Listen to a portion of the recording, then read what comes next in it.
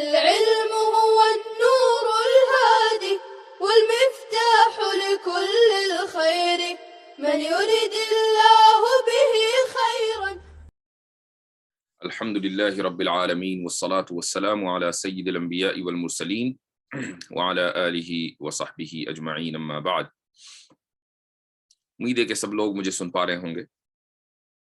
سب سے پہلے تو میں شکریہ ادا کرنا چاہوں گا کہ آج کے پروگرام کے جتنے بھی آرگنائزرز ہیں کہ انہوں نے اس پروگرام کے لیے مجھے یاد کیا، اور جو موضوع مجھے دیا گیا ہے وہ ایسا موضوع ہے کہ جو میری دلچسپی کا بھی ہے اور وقت کا ایک اہم ترین مسئلہ بھی ہے مسلمانوں میں. تو انشاءاللہ کوشش کروں گا کہ 15-20 منٹ میں اپنی بات رکھ سکوں، اور اس کے بعد پھر میں آپ حضرات کے کوشچنز لوں گا جن کا میں کوشش کروں گا کہ صحیح جواب دے سکوں. آج کا جو موضوع ہے جیسا کہ مجھے بتایا گیا وہ ہے ایگزسٹنس آف گاڈ یا خدا کا وجود. میں انشاءاللہ ایک پاور پوائنٹ آپ کے سامنے شیئر کرتا ہوں، اور ایک بہت ہی سمپل بیسک پروسیس ہے آرگیومنٹ کا کہ جس کو میں یہ سمجھتا ہوں کہ ایک بچہ 8-9 سال کا بچہ، 10 سال کا بچہ بھی بہت آسانی کے ساتھ سمجھ سکتا ہے. اور یہ بات میں اس لیے کہہ رہا ہوں کہ جب میں نے یہ آرگیومنٹ اپنے بیٹے کو سنایا، میرا بیٹا ماشاءاللہ 8 سال کا ہے، تو نہ صرف یہ کہ وہ اس کو سمجھ سکا بلکہ اس نے اس کو بہت آسانی کے ساتھ اپنے الفاظ میں دہرا دیا ماشاءاللہ. تو میں کبھی کبھی یہ ایکسپیریمنٹ کرتا ہوں اس کے اوپر کہ میرے ذہن میں اگر کوئی آرگیومنٹ آیا یا میں نے کوئی آرگیومنٹ سیکھا، کہیں سے پڑھا، تو یہ دیکھنے کے لیے کہ کس مائنڈ سیٹ کے لوگ اس کو سمجھ رہے ہیں. کیا وہ اتنا اونچا ہے کہ اس کو سمجھنے کے لیے بہت ہی آپ کو زبردست آپ کا علمی بیک گراؤنڈ ہونا چاہیے تب آپ اس کو سمجھیں گے، یا یہ کہ ایک عام علمی background, academic background ہو، یا یہ کہ ایک اسکول کا بچہ بھی اس کو سمجھ سکتا ہے یا نہیں. تو میں اکثر یہ ایکسپیریمنٹ الحمدللہ کرتا رہتا ہوں. تو میں وہی آرگیومنٹ آپ کے سامنے رکھوں گا، اگرچہ بہت آسان ہے لیکن وہ ڈیپینڈ کرتا ہے کہ آپ اس کو پریزنٹ کس آرڈر میں کر رہے ہیں. تو انشاءاللہ آج کوشش کی جائے گی کہ چند منٹ میں آپ کے بہت سارے کانسیپٹس انشاءاللہ کلیئر ہو جائیں، اور اس دعا کے ساتھ میں یہ بات رکھوں گا کہ ہم سب جب اس مجلس سے اٹھیں تو ہمارا ایمان انشاءاللہ مضبوط ہو اور ہم دوسروں کے ایمان کی مضبوطی کا بھی سبب بنے. تو میں اسکرین شیئر کرتا ہوں سب سے پہلے.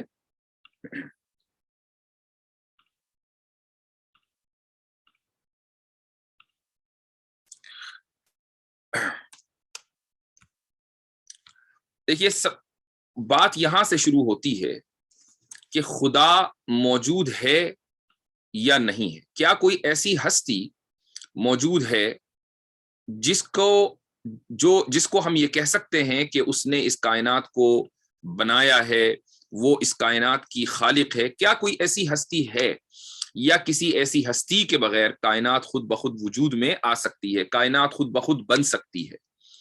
تو ہمارا جو یہ آرگیومنٹ ہے 3 لائنوں میں یہ آرگیومنٹ ہے، اور کوئی بہت لمبا چوڑا نہیں ہے. اس کو ہم بولتے ہیں کلام کاسمولوجیکل آرگیومنٹ، کلام کاسمولوجیکل آرگیومنٹ. اور یہ آرگیومنٹ الحمدللہ 1000 سال سے تقریباً ایز اٹ از قائم ہے. اس کے خلاف بہت سارے اس کے اوپر کرٹیسزم ہوئے ہیں، بہت سے لوگوں نے اس آرگیومنٹ کو توڑنے کی کوشش کی ہے. بعض مرتبہ ایسا لگتا ہے کہ آرگیومنٹ شاید ٹوٹ گیا ہے، لیکن پھر اللہ تعالیٰ اس کرٹیسزم کو ہی باطل کر دیتا ہے. کچھ ایسے لوگ کھڑے ہو جاتے ہیں جو اس کرٹیسزم کو انویلڈ کر دیتے ہیں. تو 1000 سال سے آپ یہ تصور کریں کہ اس آرگیومنٹ کے اوپر، ان 3 لائنوں کے اوپر بات ہو رہی ہے، تو کچھ نہ کچھ خاص تو ہوگا ان 3 لائنوں میں. قرآن کے اوپر بات ہو رہی ہے تو بات سمجھ میں آتی ہے کہ قرآن اللہ کا کلام ہے، تو تبھی تو 1400 1450 سال سے پوری دنیا اسی کے اوپر بات کر رہی ہے. کوئی قرآن کو اللہ کا کلام ثابت کرنے کی کوشش کر رہا ہے تو کوئی قرآن کو اس اللہ کا کلام ثابت یعنی یہ ثابت کرنے کی کوشش کر رہا ہے یہ اللہ کا کلام نہیں بلکہ انسان کا کلام ہے. تو کوئی قرآن میں غلطی نکالنے کی کوشش کر رہا ہے تو کوئی قرآن سے سائنٹیفک میریکل ثابت کرنے کی کوشش کر رہا ہے. تو پوری دنیا 1400 سال 1450 سال سے قرآن کے بارے میں بات کر رہی ہے. یہ ایک یقیناً ایکسٹراورڈنری کلام ہے. یہ کہہ سکتا ہے کوئی کہ پوری دنیا تو تورات کے بارے میں اور بائبل کے بارے میں بھی بات کر رہی ہے.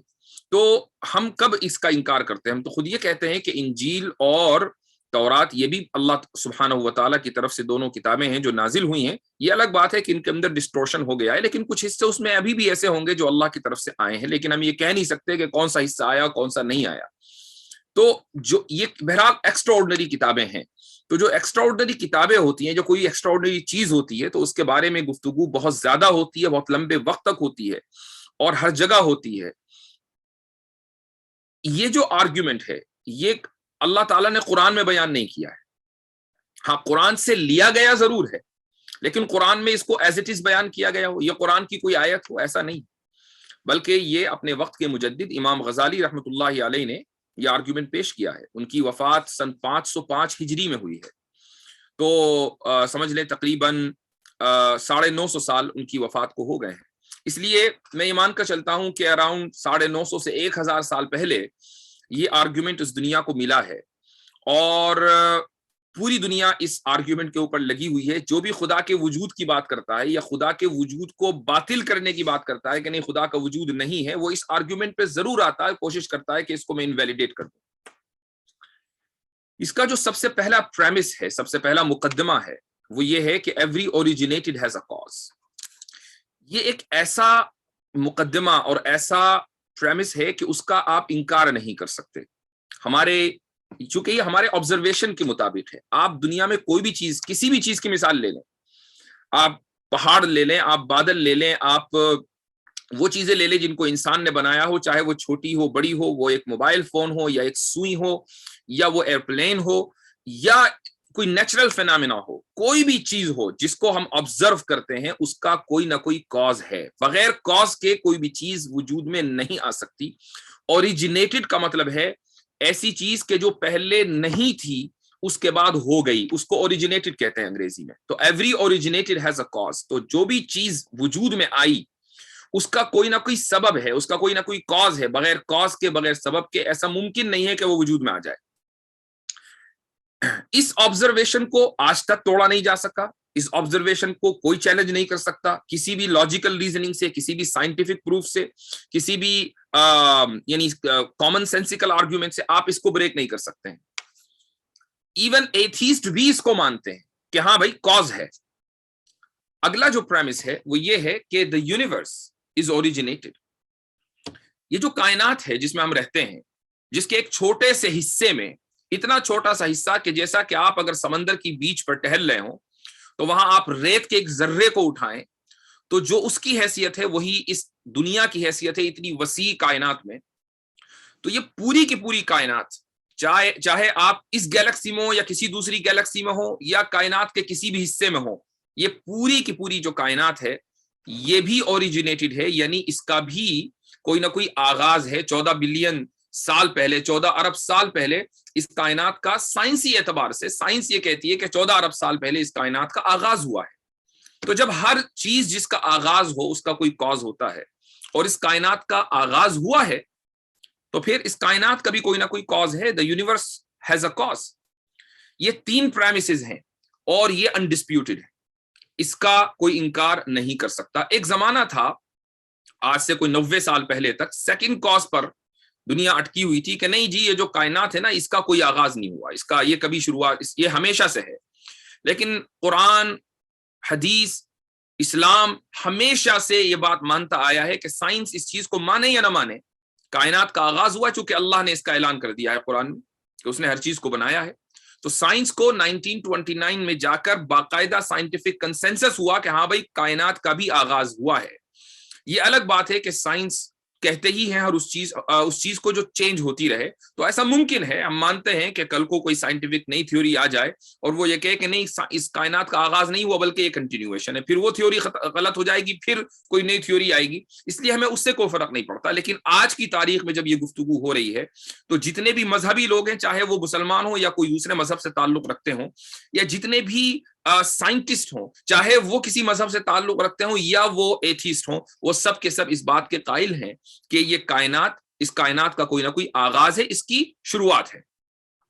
تو جس چیز کی بھی شروعات ہے اس کا کوئی نہ کوئی کاز ہوگا، تو اس کائنات کا بھی کاز ہے۔ اب جھگڑا یہاں پر ہوتا ہے کہ وہ جو کاز ہے وہ انٹرنل ہے یا ایکسٹرنل، یعنی کائنات کا جو کاز ہے وہ خود سے کائنات بن گئی، یا اس کا کوئی کاز باہر تھا اس کائنات سے کہ جس نے اس کائنات کو بنایا ہے اور اس کو اسٹارٹ کیا ہے۔ میں اس کو ایک مثال سے آپ کو سمجھانا چاہوں گا۔ مثلا آپ کے سامنے ایک چھوٹی سی بال رکھی ہے اور اچانک وہ موو ہونے لگے اور وہ ایک جگہ سے دوسری جگہ پہنچ جائے، چاہے وہ 1 فٹ کا فاصلہ ہی طے کرے، لیکن وہ موو ہوئی۔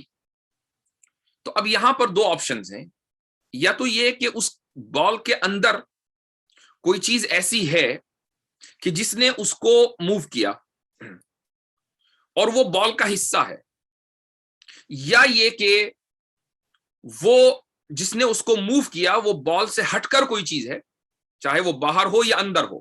مثال کے طور پر بال میں یا غبارے میں گیس ہوتی ہے، تو اس گیس کی وجہ سے وہ غبارہ اوپر کو جاتا ہے، تو یہ جو گیس ہے وہ اس غبارے کا مٹیریل نہیں ہے، یہی وجہ ہے کہ آپ بہت آسانی کے ساتھ اس گیس کو غبارے سے نکال سکتے ہیں۔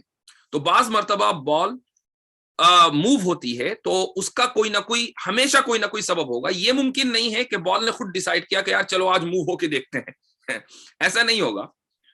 اس کا کوئی نہ کوئی وجہ ہوگی، کسی نے اس کو کک ماری ہوگی، یا کوئی ہوا تیز چلی ہوگی، یا کوئی اس کی فورس ہوگی، کوئی گیس ہوگی جس کی وجہ سے وہ بال موو ہوئی ہے۔ اسی طریقے سے کائنات خود بخود یہ ڈیسائیڈ کر لے کہ یار چلو آج بن کے دیکھتے ہیں، ایسا نہیں ہوگا۔ اس کا کوئی نہ کوئی کاز ہوگا، اور اس کاز کا اگلے صفحے پر آ جائیں، the cause has to be transcendental and superior۔ کیا مطلب اس کا؟ یعنی اس کاز کا مافوق الفطرت ہونا ضروری ہے، اس کاز کا سپیریئر ہونا ضروری ہے۔ یعنی اگر وہ سپیریئر فورس نہیں ہوگی تو وہ اتنی بڑی کائنات کیسے بنا دے گی؟ اگر وہ ٹرانسینڈنٹل نہیں ہوگی، ٹرانسینڈنٹل کس کو کہتے ہیں؟ یعنی وہ چیز جو لاز آف نیچر کے تحت نہ ہو، جو چیز لاز آف نیچر کے تحت ہے۔ یہ کائنات پوری کی پوری لاز آف نیچر سے چل رہی ہے۔ ساری دنیا مانتی ہے کہ جتنے بھی لاز آف نیچر ہیں، چاہے وہ گریوٹی ہو یا کوئی بھی ہو، بہت سارے لاز آف نیچر ہیں، تو ان کے تابع یہ پوری کی پوری کائنات ہے۔ اب جو کاز ہے کہ جس نے اس کائنات کو کک سٹارٹ کیا ہے، جس نے اس کائنات کو اوریجنیٹ کیا ہے، اگر وہ بھی لاز آف نیچر کے تحت ہوگا تو پھر وہ کائنات کا حصہ ہوگا، اور اگر وہ کائنات کا حصہ ہوگا تو پھر ہمیں یہ ماننا پڑے گا کہ کائنات نے خود یہ ڈیسائیڈ کیا کہ میں بنوں، اور یہ پاسبل نہیں۔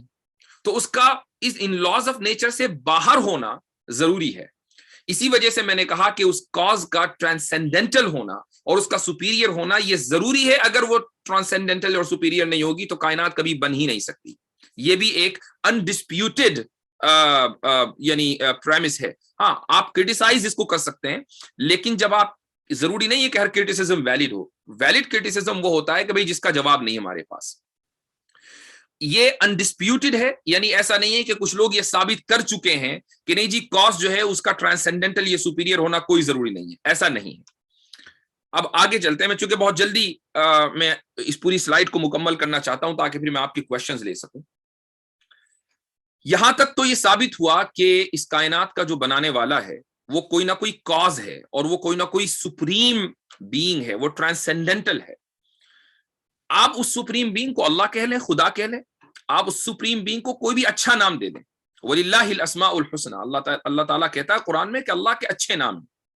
آپ اس سپریم بینگ کو خراب نام نہیں دے سکتے، اچھا نام دے سکتے ہیں۔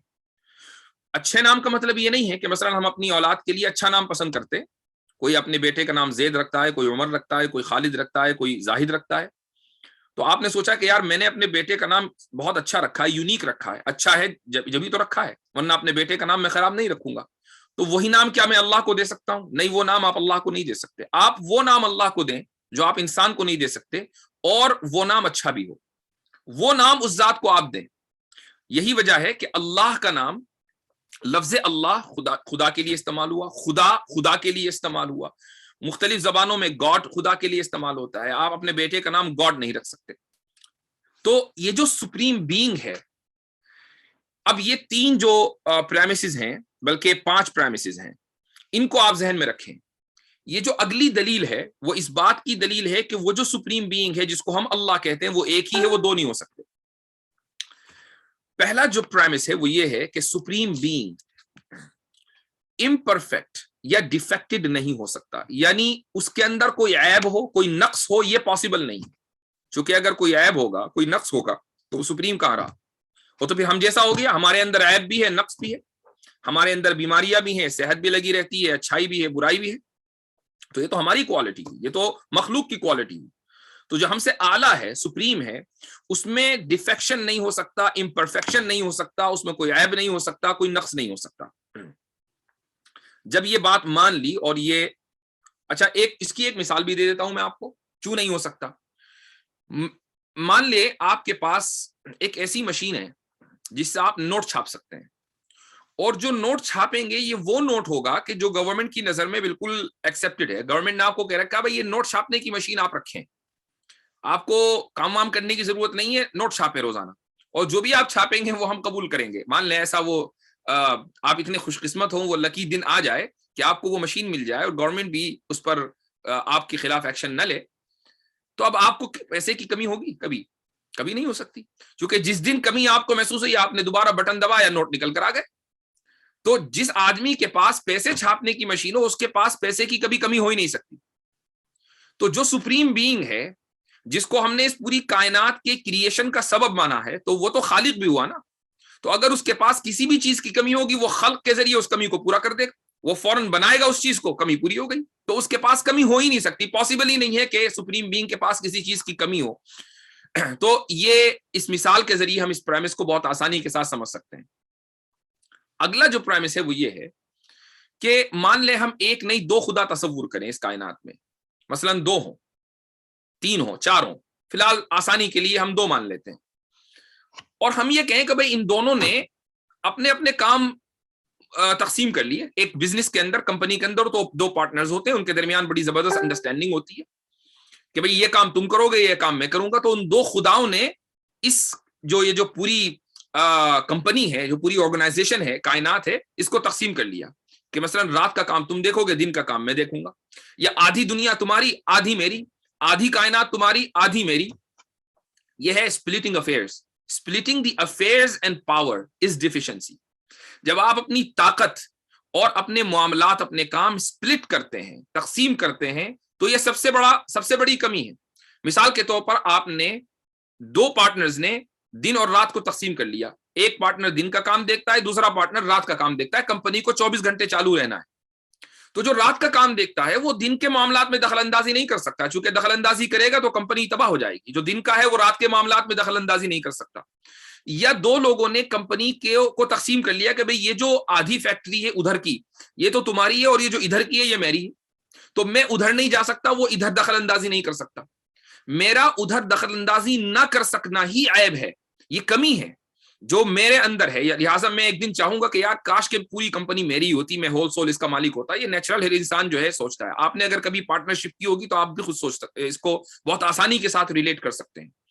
تو اگر 2 خدا ہوں اور 2 خدا نے اس کائنات کو تقسیم کر لیا ہو، آدھی ایک کے پاس اور آدھی ایک کے پاس، آدھی خدائی ایک خدا کے پاس اور آدھی خدائی دوسرے کے پاس، تو خدائی کا آدھا ہونا خود کمی ہے.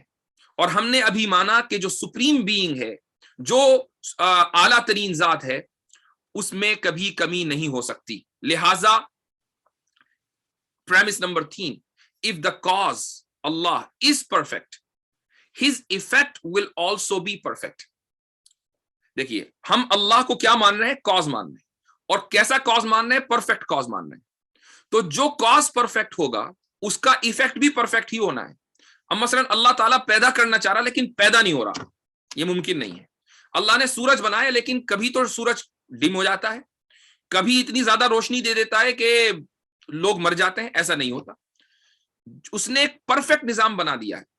جس دن وہ چاہے گا اس نظام کو وائنڈ اپ کرنا، وہ وائنڈ اپ کر لے گا. لیکن ایسا نہیں ہے کہ اس نظام کے اندر کوئی نقص ہے. Number 4 our existence is his effect, یعنی ہمارا جو وجود ہے وہ دراصل ایفیکٹ ہے اور خدا سپریم بینگ وہ کاز ہے. اب جو 5واں پریمس ہے وہ بہت امپورٹنٹ ہے. 2 perfect causes will destroy one effective. اب تصور کریں کہ 2 خدا ہوں اور دونوں پرفیکٹ ہیں, دونوں سپریم بینگ ہیں, اور ہمارا جو وجود ہے وہ ایفیکٹ ہے, وہ مسبب ہے. تو دونوں کی طرف سے ہمیں وجود ملا. اگر ہمیں وجود دونوں کی طرف سے ملے گا تو ہم تباہ ہو جائیں گے, پاسبل ہی نہیں کہ ہم زندہ رہ سکیں. اس کی مثال دیتا ہوں. اس کی مثال یہ ہے, آپ ایک جوتا لیں اور بیک وقت ایک جوتے کے اندر 2 پیر ڈال دیں, جوتا ٹوٹ جائے گا. آپ ایک شرٹ لیں آپ کے سائز کی اور ایک ہی وقت میں 2 آدمی اس شرٹ کو پہنے, شرٹ پھٹ جائے گی.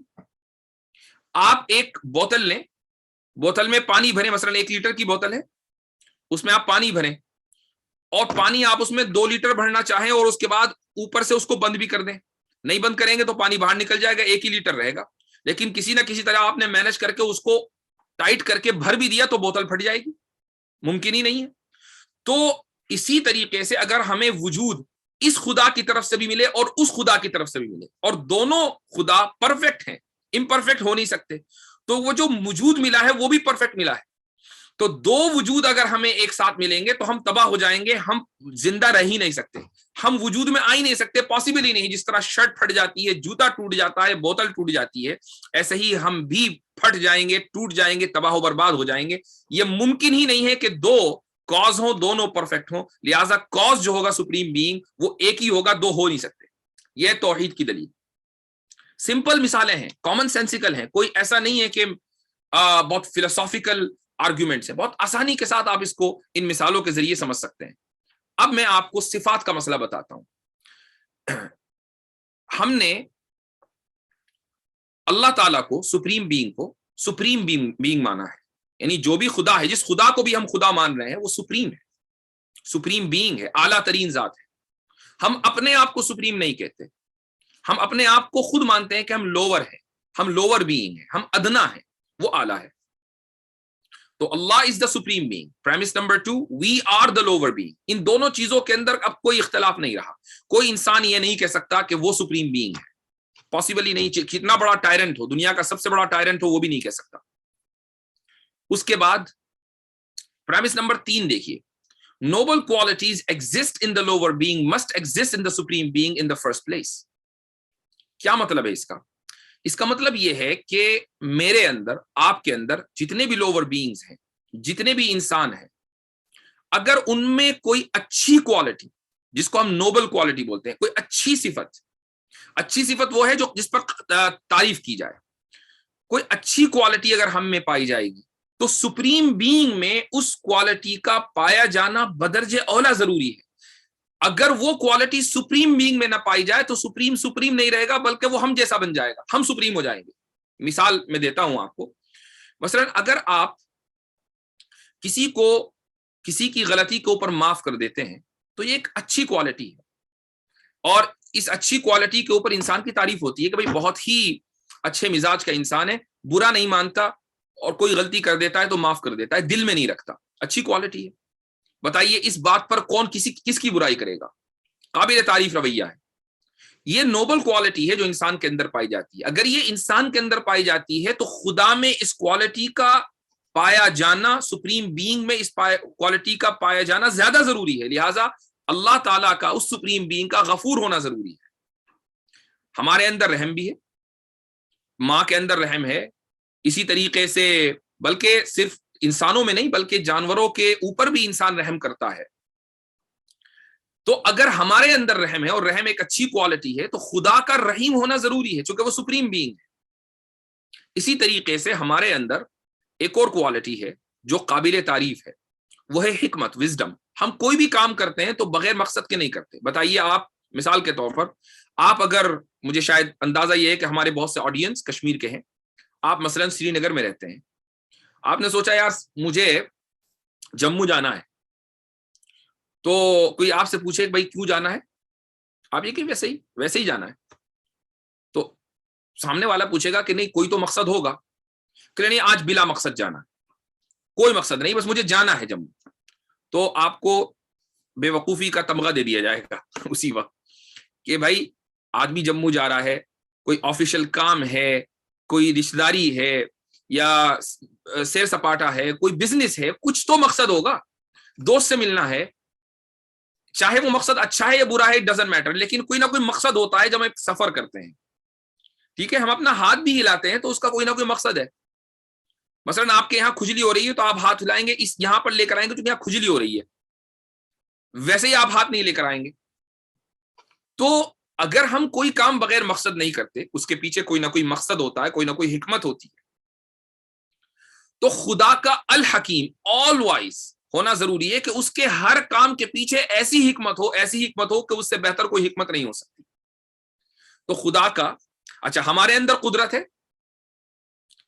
یہ الگ بات ہے کہ لمیٹڈ کیپیسٹی ہے، ہم بہت سے کام اپنی قدرت کی وجہ سے کرتے ہیں. ہمارا چلنا ہماری قدرت کی وجہ سے، ہمارا دوڑنا قدرت کی وجہ سے، ہمارا کام کرنا قدرت کی وجہ سے، ہمارا کھانا، ہمارا ہاتھ یہاں سے اٹھا کر منہ میں لے جانا ایک لقمہ، یہ بھی قدرت کی وجہ سے. تو اگر ہمارے اندر قدرت ہے تو خدا کا کے اندر قدرت کاملہ کا ہونا ضروری ہے، یعنی ایبسولوٹ پاور کا ہونا ضروری ہے. تو اس طریقے سے بہت آسانی کے ساتھ آپ خدا کی صفات کو ثابت کر سکتے ہیں. اب آپ کو میں جو آگے دلچسپ آرگیومنٹ ہے وہ یہ ہے کہ حکمہ یعنی wisdom is a noble quality. We are wise, ہم سارے کے سارے حکمت والے ہیں، میں نے ابھی بتایا. لہٰذا اللہ تعالیٰ آل وائز ہے، یعنی اس کا ہر کام حکمت سے پر ہے. اب مجھے یہ بتائیں کہ اگر اس کا ہر کام حکمت سے پر ہے تو اس نے یہ جو تخلیق کی ہے اس کائنات کی، کیا یہ بلا مقصد کی ہے؟ اگر ایک آدمی سری نگر سے جموں نہیں جاتا بغیر کسی مقصد کے، تو جو آل وائز ہے، جس کا ہر کام اعلیٰ ترین حکمت سے پر ہے، وہ اتنی بڑی کائنات کو بغیر مقصد کے بنا دے گا؟